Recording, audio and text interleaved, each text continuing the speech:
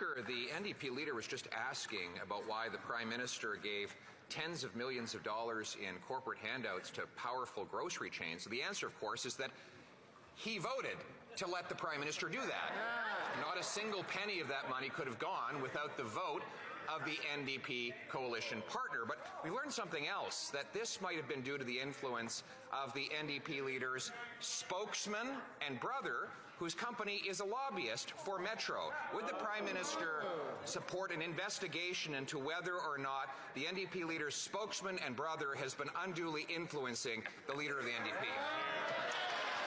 Mr. Speaker, we can see very clearly that all the stories out about the lobbyists' connections with the Leader of the Opposition are actually hurting the Leader of the Opposition, which is why he's asking those questions of the NDP.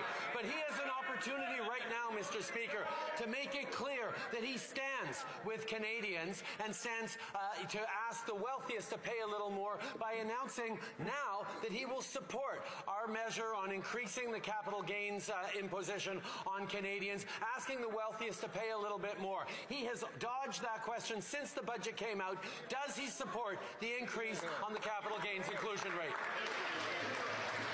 Mr. Speaker, I do support the Prime Minister paying more tax on the trust fund where he sheltered all of his money. Absolutely. He doesn't, unfortunately, support his own policies. That's why he won't put them into a budget bill. But one tax he is increasing is the carbon tax on food. He's doing it with the help of the NDP. We already have the second highest carbon tax in the entire developed world, and yet if the NDP Liberal government is re-elected, they plan to quadruple that tax to 61 cents a litre on the farmers and truckers who bring us our food. How will Canadians afford to eat, heat and house themselves? Canadians saw that he avoided pronouncing on whether or not he supports our increase to the capital gains inclusions rate. But in regards to his deflection onto carbon pricing works. We are on track to meet our emissions for the first time in any government in Canadian history.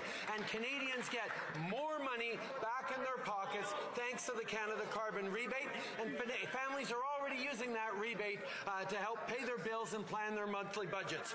Meanwhile, the Conservative leader continues to oppose every measure we put forward for both affordability and fighting climate change. Hear, hear.